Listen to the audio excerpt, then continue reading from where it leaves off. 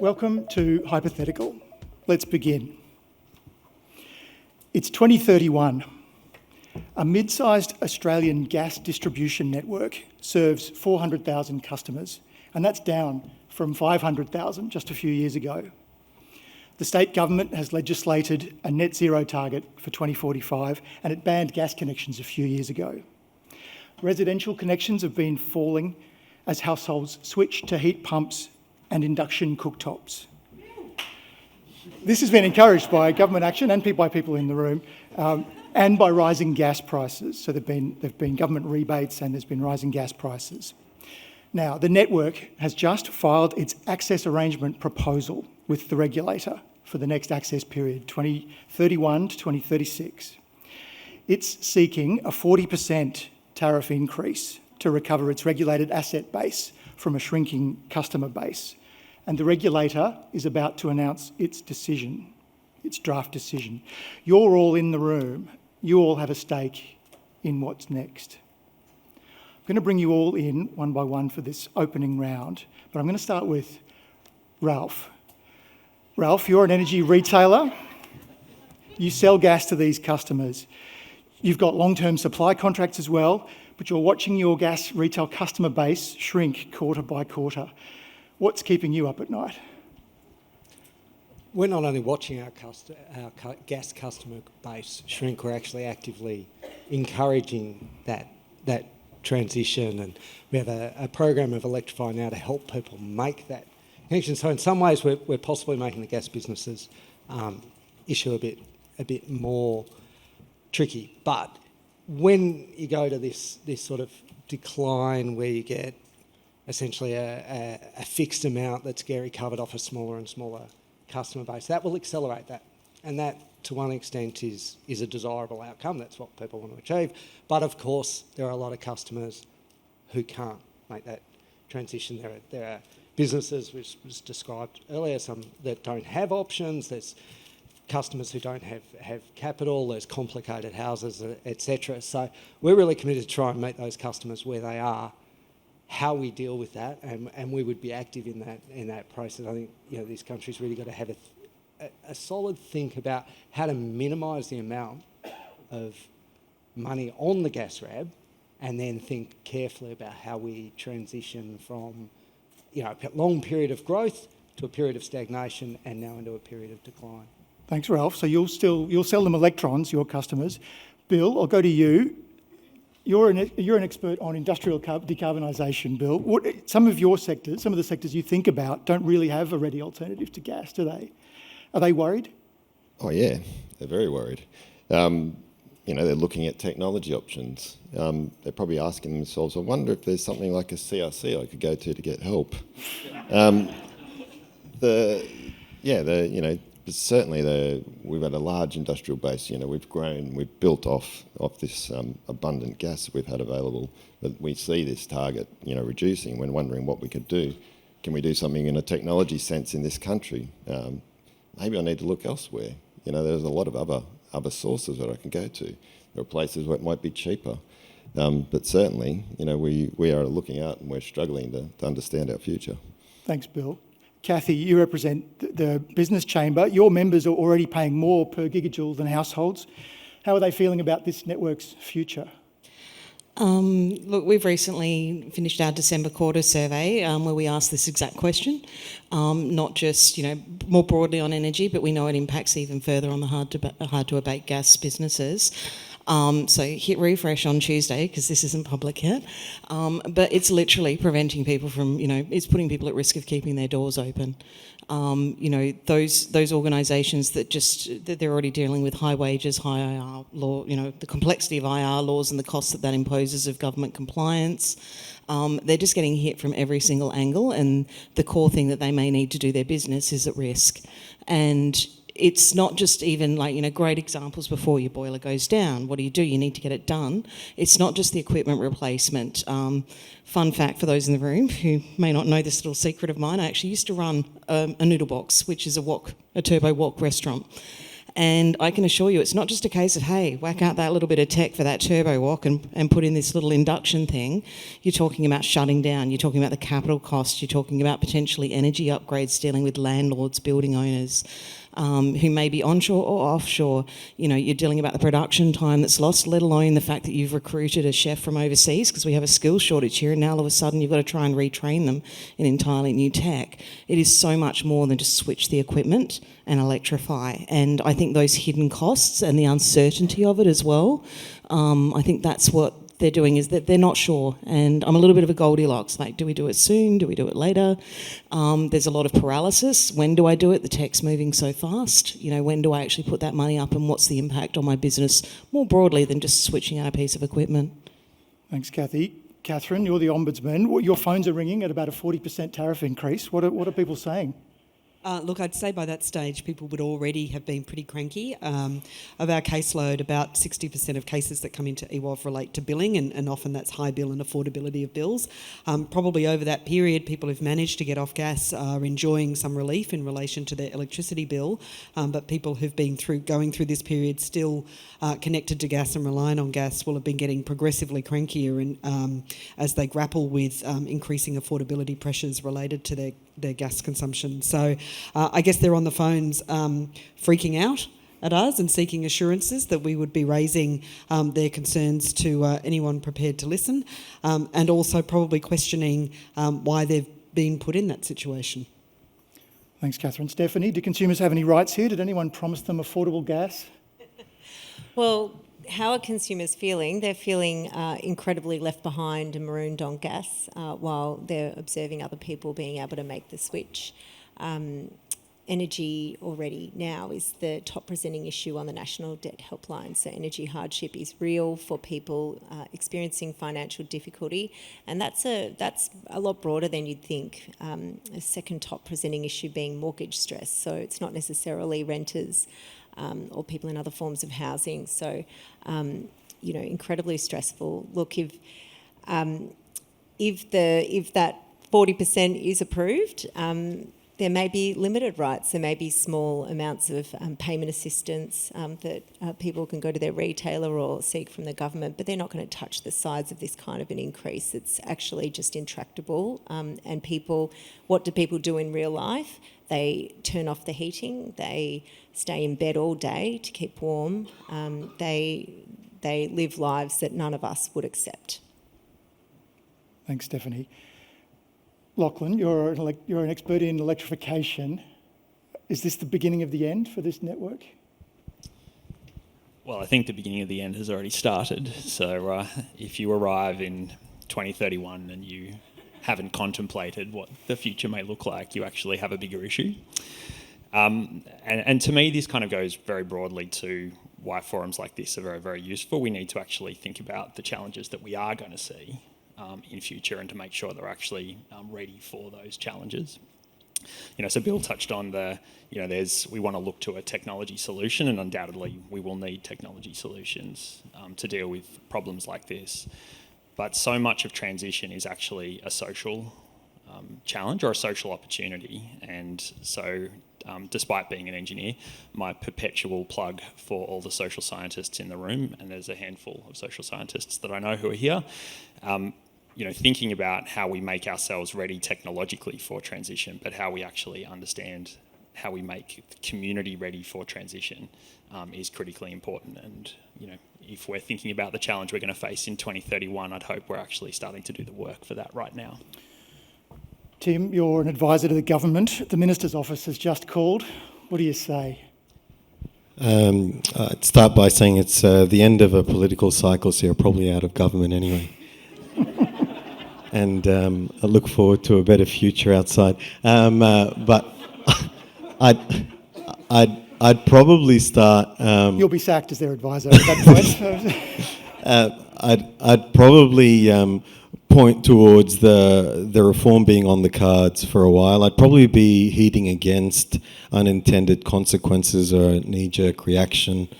I'd be pointing towards what would have happened over the last 5 years. I think you said 2031 is the year we're in. Over the last 5 or so years, where the rule maker and the regulator have been working towards not necessarily socialising those costs, and so there'll be a balance in the determination of the AER as to what consumers should wear versus what the investors and the business owners might look to recover themselves. So I'd have hope in the draft decision achieving that balance that we tried to set out about 5 years earlier and work through from draft to final decision in as orderly a manner as possible, hoping for no change of government in between. Right. The regulator has announced its draft decision on the access arrangement. It's approved a significant tariff increase, but not the 40% that the network requested. It's allowed some accelerated depreciation to manage stranding risk, but it's capped the pace of price increases at 4% real per year. The regulator says that it's balancing the network's need to recover its costs against the risk that the steeper increases would drive customers away faster, making the spiral worse. Of course, the network is furious, and it's gotten some legal advice, an opinion from an eminent jurist, arguing that the regulator's decision is unlawful, that there's no evidence to support this 4% cap, that the regulators thought about affordability instead of just the economic framework, that the decision denies them a reasonable opportunity to recover their efficient costs, and the network is threatening to appeal. In the meantime, a consumer advocacy group has started a media campaign complaining about the price rise and what it calls gold plating a dying network. Ralph, back to you. The network says the regulator's decision is unlawful and threatens its ability to maintain the system safely. Your customers are also angry about the price rise. Whose side are you on? Customers, obviously. And I don't think that there'd be any risk to the operation of the network. We're talking about the recovery of a sunk cost here, largely. And that's why I think there's been a lot of comments. If you've got to start earlier than this, we've got to turn the focus of the regulation as to not how do we regulate a monopoly infrastructure that we're seeking to grow or have a perpetual life, but how do we regulate it on a path that might not go to zero, but is certainly on a decline path where augmentation won't be there. So I'm sure that the AR will have allowed the network all of the expenditure needed in OPEX to make sure it's safe. So in that case, it really is the how do we fund and deal with the decline in the recovery of the RAB, which our customers really are not interested in. They will be interested in the 4% real increase on top of what other issues might be hitting them at the time. Catherine, as Ombudsman, the consumer campaign is saying that this is gold plating, but the network says it can't recover its costs. Who's right? Look, this is going to sound like an equivocating answer. I mean, look, it wouldn't be for us necessarily to make a call on that as an ombudsman, but what we would look at is how consumers are being communicated with, and most importantly, how sensitive are providers in identifying people who are going to be especially hard hit and making sure they've got really targeted, effective supports available to those customers. And I think we would be engaging with them hopefully well in advance, as soon as we heard that any kind of increase was on the cards, to try to help them set those processes up to be more sensitive, to be more empathetic, to be more supportive, and to recognise that the people they'll be dealing with at the end of the day on the end of the phone are, at least able to avoid the very serious impacts of what might have been decided. Thank you. We leap ahead to 2034, 3 years into this next access arrangement period. The network has lost about a further 15% of its remaining residential customers since the access arrangement began. And it wasn't in a single wave, it was a steady bleed, a few thousand households each quarter. It's been driven again by this combination of government rebates for electrification, but also falling heat pump prices and rising gas bills. But it's faster than what the regulator had anticipated. Now, the network is seeking to reopen the access arrangement. That's unusual. Reopeners are rare and suggest that the assumptions in the original decision might have broken down. And there was a mechanism in the original decision to share some of the risk but that's not working. It's been overwhelmed by the level of declining demand. The network is saying that the regulatory settings were stacked against it from the start. They say the regulator's own demand forecasts were too optimistic and other elements of the arrangements compounded their exposure to the falling volumes. So the regulator now has to decide whether to reopen, and if so, what to do. Lachlan, from the household perspective, 15% of customers gone in 3 years. Is the electricity grid coping with the pace of switching? What about older housing like weatherboard homes or unrenovated flats? How is the system managing this big shift to electrification? Well, I hope it's managing it really, really well. From my perspective, the capacity of the distribution network to actually support this transition is fundamentally there. We have lots of latent capacity in distribution networks, and notwithstanding that there are challenges in the distribution network which need to be addressed, but there is a lot of capacity there that we can utilise. So switching from particularly gas heating loads, cooking loads, and things like that across to electric alternatives is technologically viable today. The network will be well aware of the trend that we're seeing to do this. They will be ready, but the networks themselves will need to be pushed to actually operate at 100% utilisation of their network. And so this is the tension, and we talked a little bit about this earlier in the tariff discussion that's going on at the moment. We really need to get to the point where we can actually utilise all of the capacity of our distribution network. And if we utilise all of the capacity of the distribution network and we have the settings in place to be able to do that, then we will be able to support this. My hope, more broadly, and despite proclaiming the death of the VPP, that's not an outcome I'd really like to see. But at that point too, we're going to see huge amounts more solar, more storage in the grid. We're going to have seen significant uptake of electric vehicles, which again, more embedded storage within our system. So, I would be arguing for customers that they're not coming off the gas network fast enough. We can accommodate all of them on the electric network, and that ultimately that's going to be better for them price-wise and better for the environment from a carbon emissions perspective as well. Bill, the industrial sector, business customers, they're starting to explore electrification at this point, but a lot of those customers need high temperature heat, don't they? They need gas to keep going. Were they forgotten in this conversation?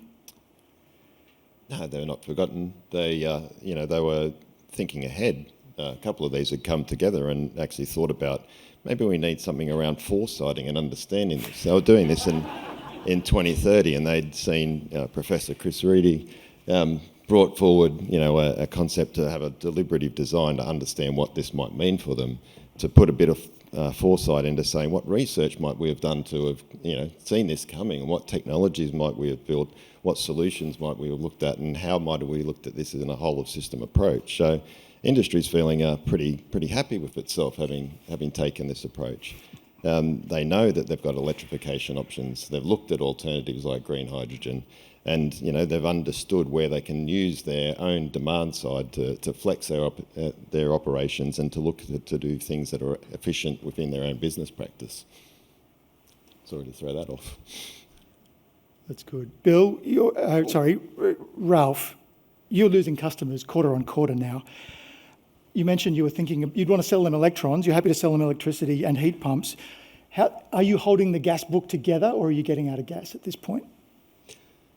We'll continue to buy gas for as long as customers need gas. There'll still be industrial customers, that need gas. We'll need gas for gas-fired power generation at least through this period of time. So the gas book will evolve, but certainly we'll make sure that wholesale gas, well, to the extent we can, make sure that wholesale gas isn't the problem. And I think the federal government's done a lot in that space. I mean, I keep going to the you've got to start earlier, and I know the AR have, but the gas RAB is not as big, anywhere near like the electricity RAB. It is a much smaller amount. There is still considerable time. This has been foreseen for a decade now, and so those businesses and the AR hopefully will work together so that there aren't abrupt changes like that. Thanks, Ralph. It's 2036, and the regulator is setting its next access arrangement. The network now serves only 200,000 customers. It's half where it was 5 years ago. 5 years of steady attrition have really fundamentally changed who's left on the network. The remaining customers are disproportionately renters, elderly people on fixed incomes and low-income households, the people who can't afford the upfront cost of switching or who rent from landlords with no incentive to invest in new appliances. So these customers are now paying rapidly increasing network charges to cover infrastructure that was built for twice as many users. Hardship case numbers reported by the Ombudsman have tripled since 2031. The Consumer Legal Centre is fielding calls from elderly residents who don't understand why their gas bill has doubled in 5 years. Stephanie, you've got a client, she's 74, she's a renter. Her landlord won't install the heat pump and her gas bill has doubled since 2031. What are her rights? Who's liable here? What can you share? Well, she has rights under the hardship provisions depending on where she lives in Victoria or the rest of the country. So, or she's one of our clients under Victorian law, so she can seek hardship. You've probably got a lot of people on hardship, but there does, and what we see, and what we've seen for such a long time is, double debt. People having debt from one retailer, bringing it across and moving on to another retailer, still not being able to afford their supply as well. So it's such a challenging and uneven spread of this kind of hardship, and this is a very scary future I feel like we're looking into. But I can't see, and I'd like to think that we might be leading that gold-plated campaign with a few of our friends in the room, and at this point I can't see how the retailers holding this much debt on their books for hardship and government seeing the inequity of this. We'd be using our client, our 74-year-old client, as the case example for change and for government to invest on getting these poor people off, not poor in the poverty sense, but just terribly afflicted people by this situation, off gas and into an electrified home. Steph, businesses that are also face this split incentive problem with landlords who own gas appliances but the tenant paying the bills.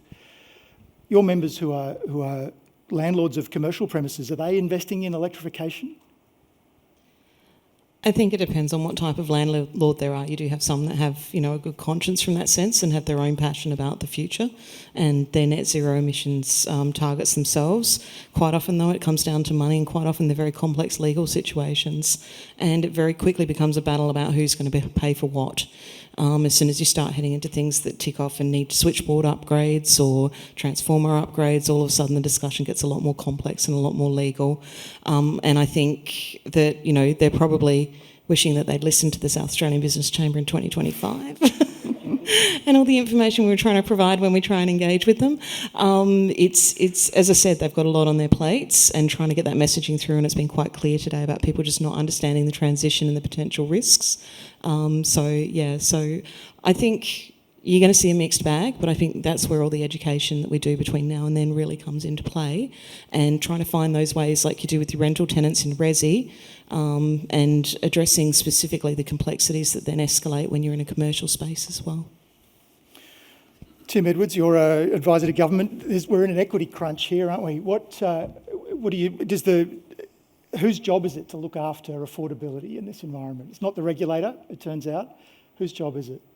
I think we're getting to the point, particularly given how you've laid out the story, where government needs to now step in.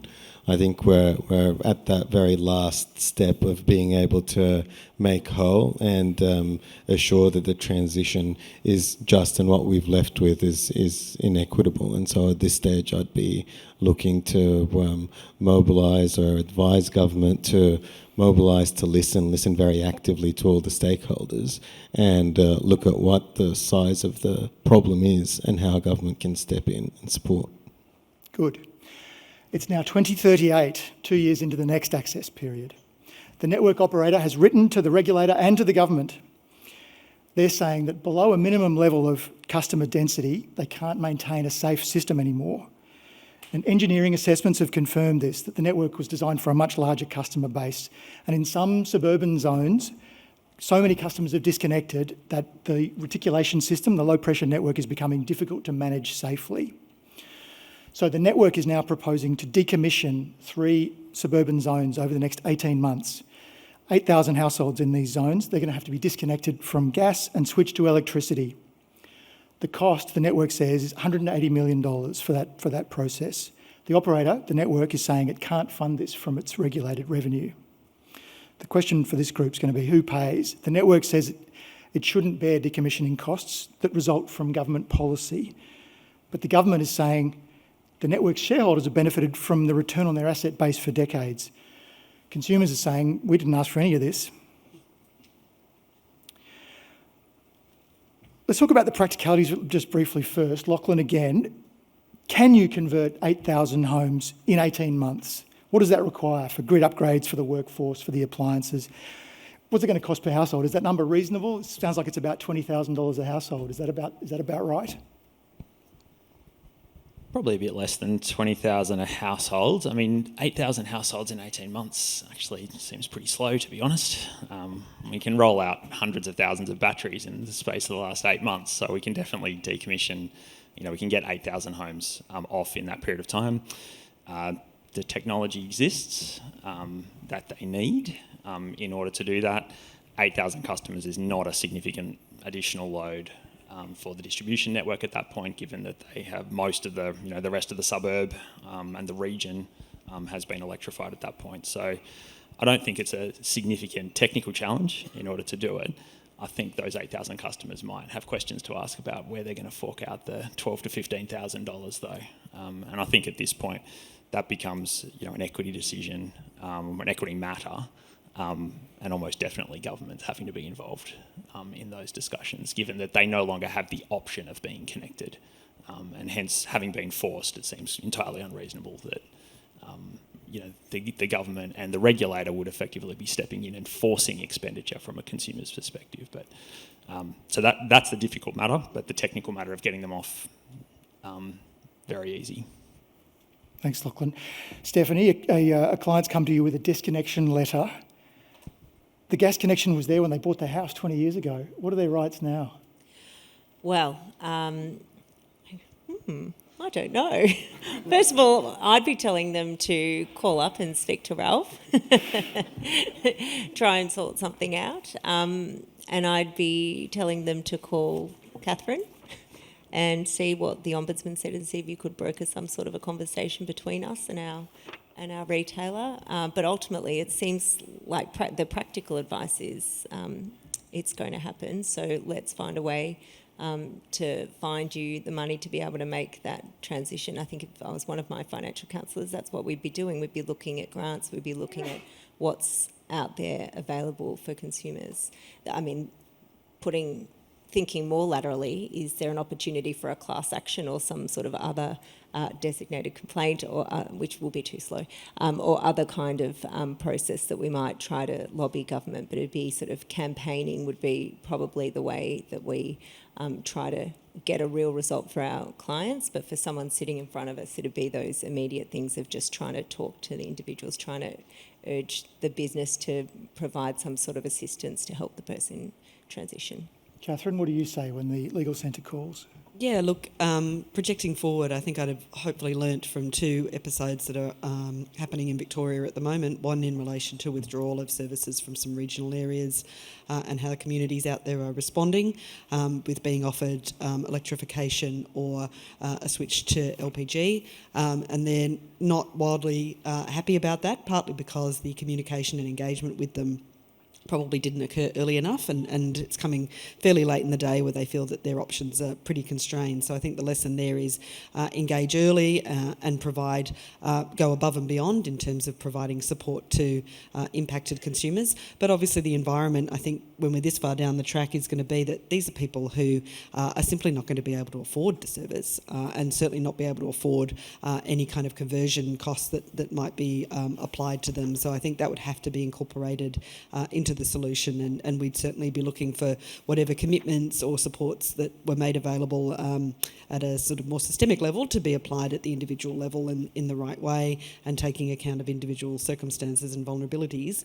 And the other thing I would look to is what's happening in water in Victoria at the moment with Greater Western Water, where many households are receiving very large demands for payment, which many simply cannot pay. And I think sometimes when we look at the application of rules and policies down to the individual level, we just have to accept that sometimes people just simply cannot afford what it is a regulated market might be demanding of them, and we just need to apply a more sympathetic, humane approach.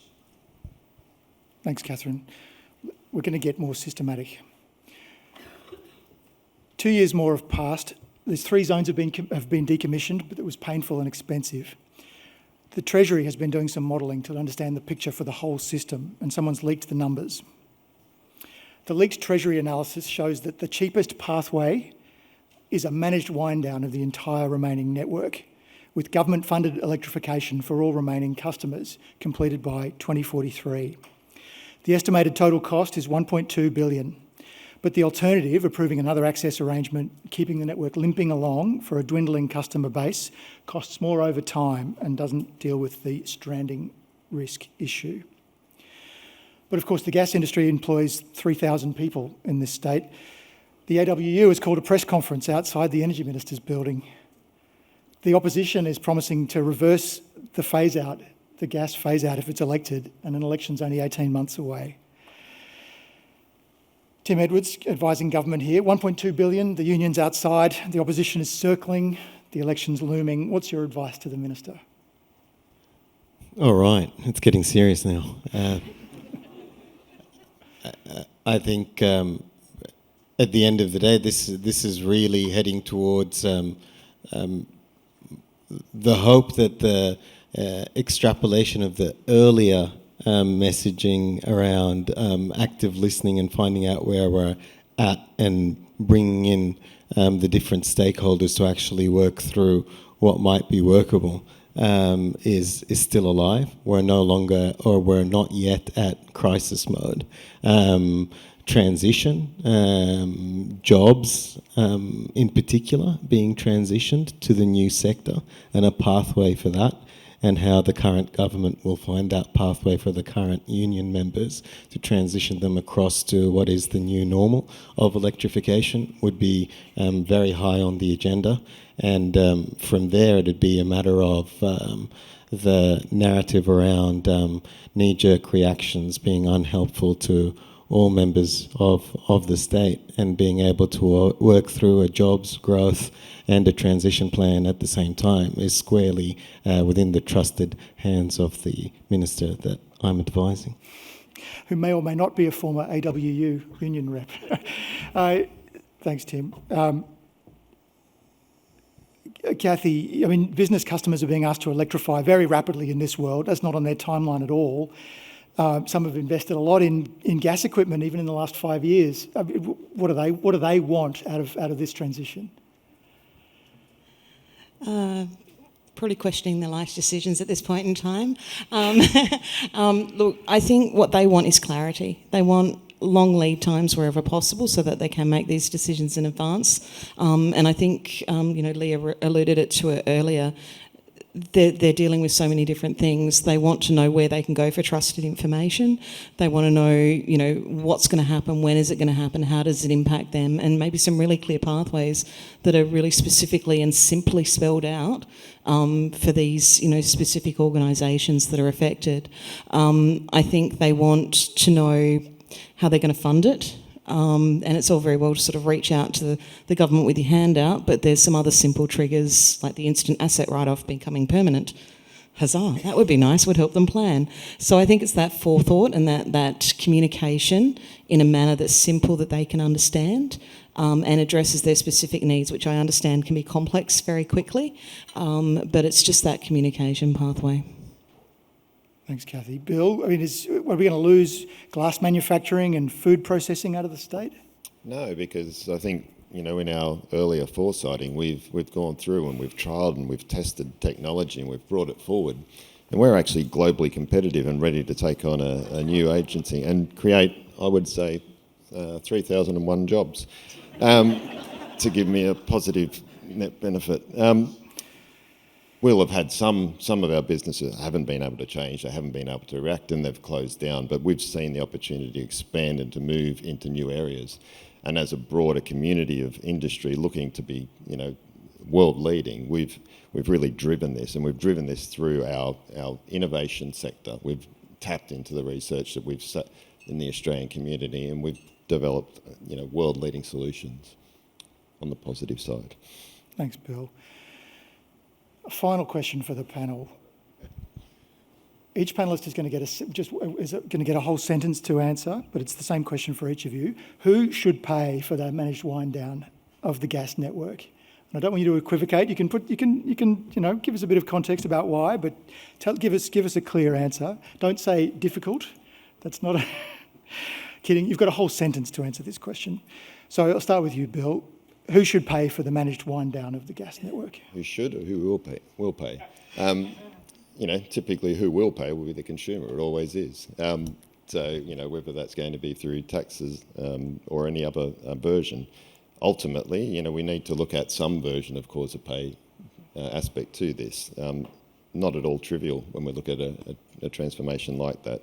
Can't say there's an easy answer, but the real answer is ultimately consumers, cover a lot of these costs of transition.